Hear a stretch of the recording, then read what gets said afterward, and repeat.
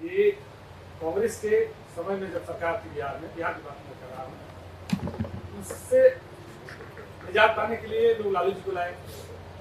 लालू जी भी उसी रास्ते पर कुछ चलते रहे, फिर नीतीश जी को लाया गया। अब नीतीश जी पर भी उस तरह के प्रॉब्लम खड़े हैं।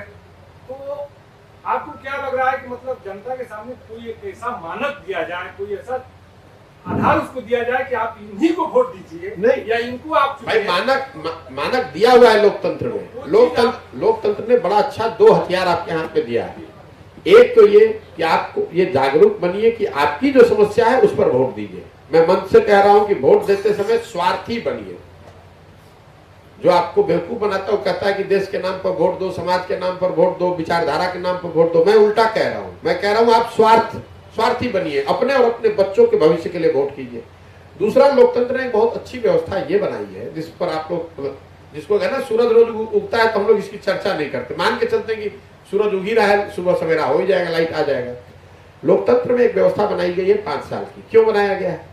चुनाव 7 साल पर भी हो सकते थे, 15 साल पर भी हो सकता था, कम खर्चा लगता, आसानी से ज्यादा काम होता। 5 वर्ष की व्यवस्था इसलिए बनाई गई है कि आप नागरिक होने के नाते जिस दल, जिस विचारधारा, जिस नेता में भी आपका विश्वास है उसके साथ खड़े होइए, उसको वोट दीजिए।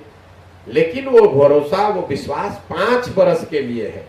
5 वर्ष में अगर उस नेता, उस दल, उस विचारधारा ने आपके विश्वास पर वो खड़े नहीं उतरे तो नागरिक होने के नाते आपकी जिम्मेवारी है कि आप नए लोगों को चुनकर लाइए। कर्नाटक में 1985 के बाद से आज तक कोई भी सरकार रिपीट नहीं हुई है। कर्नाटक देश के सबसे अग्रणी राज्यों में है आज देश में, और हम लोग पिछले 35 साल से एक ही धारा, आप कह रहे हैं लालू नीतीश, वो तो वही लालू नीतीश एक ही धारा की पॉलिटिक्स चल रही है पिछले 35 साल से। तो जब आप इस धारा से आपको कुछ फायदा हो ही नहीं रहा है और आप इससे बदल भी नहीं रहे तो सुधरेगा कैसे?